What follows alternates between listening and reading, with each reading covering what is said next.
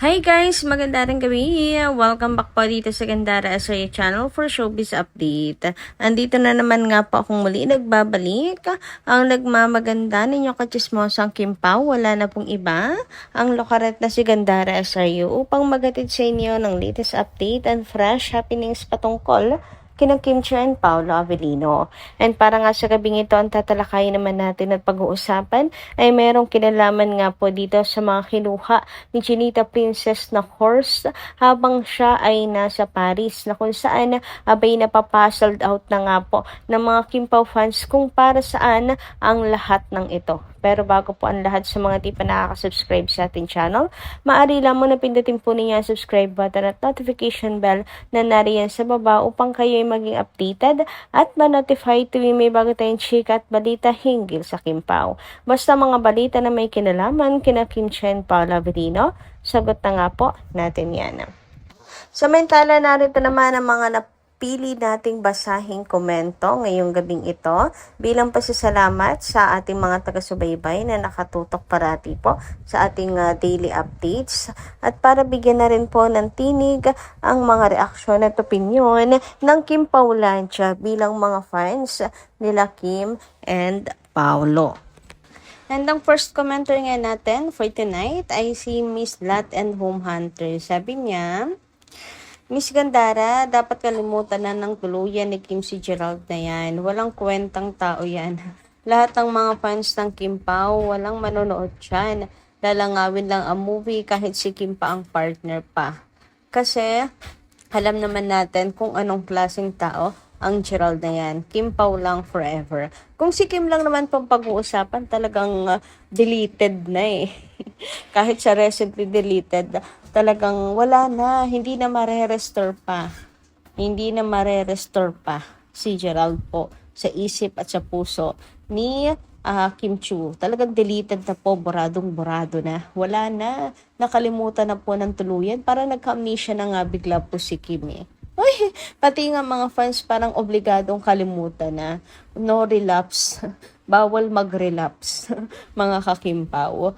And hindi yun pagka-bitter, kundi gusto lang ni Kim mag-move on sa buhay kasi mas marami pang bagay at masasayang pangyayari sa buhay na dapat pong pagfokusan mga ka-Kim Pao. Yung ano lang naman fans lang naman niya ng Kim Emerald ang hindi po makamove on. Anyway, dumakot naman tayo dito po sa comment ni Sir Gave Sino, shout out. Dapat maging open tayo sa klase ng project na pinagbibidahan ng ating mga idol.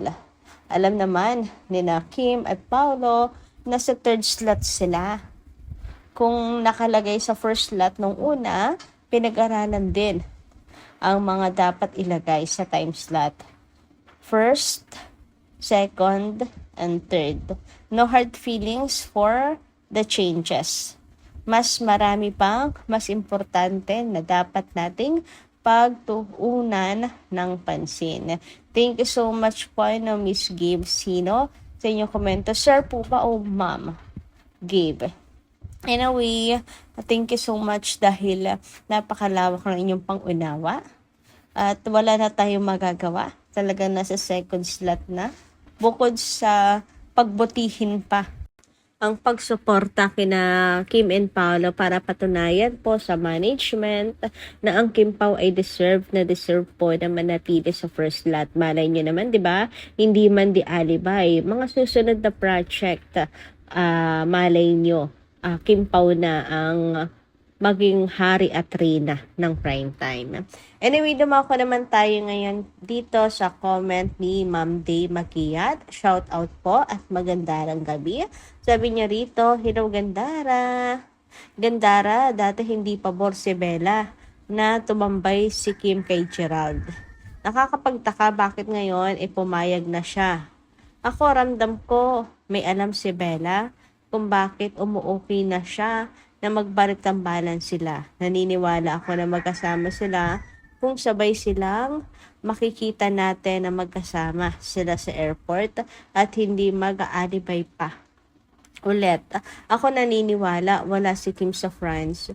Nagsosolo si Kim magbakasyon. Naku, yun lang, Ma'am D. Makiyat. Totoong nasa France talaga si Kim eh. Pero okay lang po yan. Yun naman po ay mga ano lang naman natin, di ba? Mga palagay. Pero minsan nagkakamali din naman tayo. Wala naman pong perpekto. Anyway, dumako naman tayo ngayon mga kakimpaw at pag-usapan na ang mga nasagap dating balita sa gabing ito at unahin na nga natin pag-usapan ang tungkol dito sa mga pinagkaabalahan ni Chinita Princess habang siya po ay nasa Paris. So, bukod sa pag-aaral nga ng business, si Kimi ay tila may iba pang course na kinuha sa Paris. And nakakabilib nga si Kimi kasi napaka-multitasking. Biruin niyo yan. Parang ang daming plano sa buhay ni Chinita Princess ngayon para po sa kanyang sarili. Yes, para sa kanyang sarili at natutuwa nga ako na nagagawa na ni Kimi yung mga bagay na gusto niyang gawin ngayon. Dati kasi nakafocus lang siya sa kanyang pamilya, pero ngayon hindi lang ako, kundi marami tayo mga kakipi na nakakapansin na nakafocus na si Kimi ngayon sa sarili po niya, which is a good thing kasi oras lang naman, tama naman at oras naman na talaga para mag-focus po siya sa sarili niya. Ang dami kong nababasa po magagandang comment kay Chinita Princess, lalo na sa X. Sabi nga dito sa post ng isa pong fan sa X, seeing Kim Chu take short courses make me so emotional. From being a breadwinner, carrying so much just to support her family, and now finally choosing herself. Finally living for her own dreams. Grabe, I'm just so grateful to witness this version of you. Seeing you genuinely happy heals something in me too. And I'm just so proud. So proud of you, Chinita Princess. Lahat ata tayo yan ang nararamdaman ngayon. Sobrang nakaka-proud si Kimi. 'Di ba nagawa niya lahat ng gusto niya pong gawin sa buhay, suportahan ang kanyang pamilya, tuparin ang pangarap ng kanyang mga kapatid, makaahon po sa hirap, maging stable ang buhay, tapos maging known actress sa Pilipinas, hindi nga lang sa Pilipinas worldwide. Tapos ngayon, na-focus on her dream bilang businesswoman. 'Di ba? Sobrang talagang si Kim ay non-stop talaga na maging open, na matuto pa sa maraming bagay. 'Di ba? Sinong hindi magiging proud kay Chinita Princess na ngayon nagagawa na niya yung mga gusto po niyang gawin. Aminin man po natin at sa hindi, talagang nanakaw po ang kabataan ni Chinita Princess. Nanakaw po yun sa kanya at yung kanyang pangarap sa buhay. Kasi mas pinili niyan to pa rin ang pangarap ng kanyang mga kapatid at suportahan ang kanyang pamilya. Tapos, eto na siya ngayon, sarili naman po niya ang kanyang pinufukusan. 'Di ba? Sobrang nakaka-proud. Anyway, yung iba, syempre, hindi po maiwasang isipin na si Kimi, sa kanya pong pag-focus sa kanyang sarili ngayon, ay mukhang ready na at handa na po talaga na mag-asawa. Kasi, mukhang may mga plano na si Chinita Princess ngayon. Sabi nga dito, the way to a man's heart is through his stomach. Happy sila, nagmamahalan. #Kimpaw. O, diba? Totoo naman talaga. Totoo po yan. Yung kasabihan na yan, the way to a man's heart is through his stomach. Kaya siguro nag-aral din talaga si Chinita Princess ng nitong pagluluto, mga kakipi. So, marunong naman talaga magluto na po si Kimi. Pero siguro ito, ayan, pag-bake, baka gagawin din tong business ni Kimi. Talagang, si Kim, pino-forsure na ang business industry. Kumbaga ay malay nyo in the future, balak na ni Kim na mag-focus na lang sa business, baka magpatayo rin ng resto. Hoy, no nakaraan, pinag-uusapan lang natin yan ha, baka magtayo ng resto. Tapos ngayon, eto na, mukhang happening na siya, mga kakimpaw. Sabi naman dito, she is living her best life ever. Who wouldn't? If you feel that you are being loved unconditionally.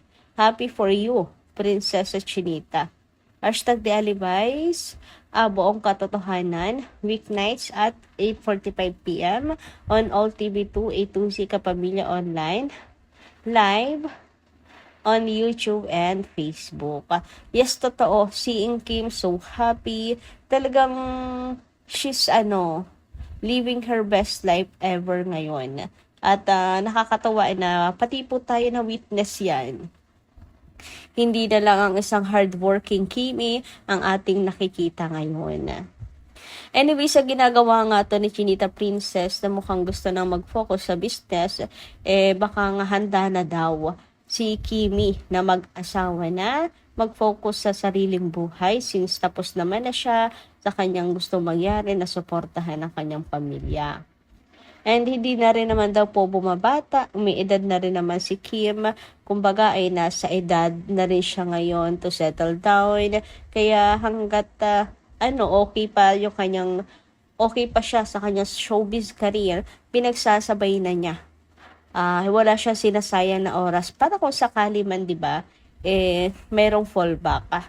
And baka daw kaya ganito rin ang kanyang message kay Ate Twinkle. Ayan, happy birthday Sisi Twink. Keep shining, blessed, and good health, and many more birthdays to celebrate at Twinkle Chu. Baka nga daw kaya ganyan ang message niya kay Ate Twinkle ay dahil handa na rin siyang kumbaga ay bumitaw, blessed and good health para kung sakali man wala na si Kim sa buhay nila at nagsasarili na si Chinita Princess, panatag naman si Kim kasi alam niyo naman, 'di ba, mahal na mahal ni Kim po ang kanya pong pamilya. At hindi talaga sa lahat ng oras ay naka-back up po sa kanila si Chinita Princess or si Kim Chu. So kayo guys, anong palagay ninyo? Comment ka lang po dyan sa baba. Hanggang dito lang muna ang ating update. Maraming salamat po sa inyong pakikinigan. Kita-kits po tayo muli sa mga susunod natin chika. Maraming salamat at ingat po kayo palagi.